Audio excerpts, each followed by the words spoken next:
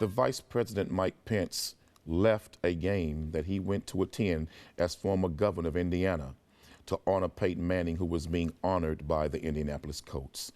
And during that game, right before the game, the national anthem was played, and the opposing team, the 49ers, some of their players refused to take a stand for the American flag national anthem. They took a knee.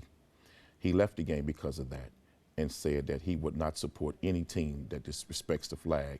I think it's absolutely insult. I think it was staged because Donald Trump told him before he ever got there, if they don't stand, leave the game. And he already knew before he got there that some of those players had publicly announced that they would not stand. That was all staged. The only thing I'll give you is that Vice President Pence should have realized that that was going to happen. He has a very close relationship with Peyton Manning.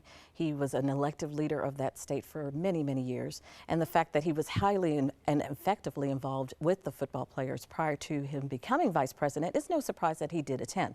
Now, we've seen many football players disrespect our anthem in our country, and he should have known that was going to happen. The fact that he left was the appropriate thing to do. No one's saying that people do not have the right for peaceful protest. What we are saying is if you continue to disrespect our country and our anthem, then we don't have to stay there and listen to it. I think the vice president and his wife leaving was the appropriate thing to do, and I wish others in the audience would have done the same thing. When you say our anthem, have you ever read the third verse of the anthem? When the author of the anthem says, "There's no refuge for the hireling or the slave. Both will be traumatized and persecuted to the grave."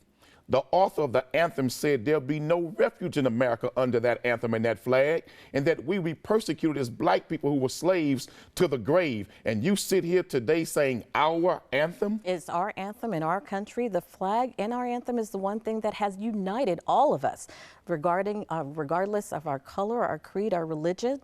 And the fact that people are now using our anthem as Americans. So the fact that people are now using our anthem to try to divide us is absolutely ridiculous. When black people could not go into the same restaurant with white people and we played the national anthem, when black players could not play in the NFL or Major League Baseball and we still played that anthem, when black soldiers would go to war overseas and come back maimed and some of their spouses would die and come back to America and still be called the N-word, that was our anthem? It's 2017. Black people can go into restaurants with white people. Black people are now making millions chasing a football. Sister, black people are giving every opportunity to get an education and to succeed. So no, I am not living in the past. I am living in the present, and I'm going forward in the future. And guess yes, what? It's Today our anthem as Americans. And black, white, today, Hispanics, all people, and all cultures. Anthem? Yes. What country you been living in? The wonderful as a country black of woman America. Suffering oppression in America with her people. I'm not suffering oppression. You're not suffering oppression. Because you don't know any better. The people in our past suffered oppression for both of us to be here to succeed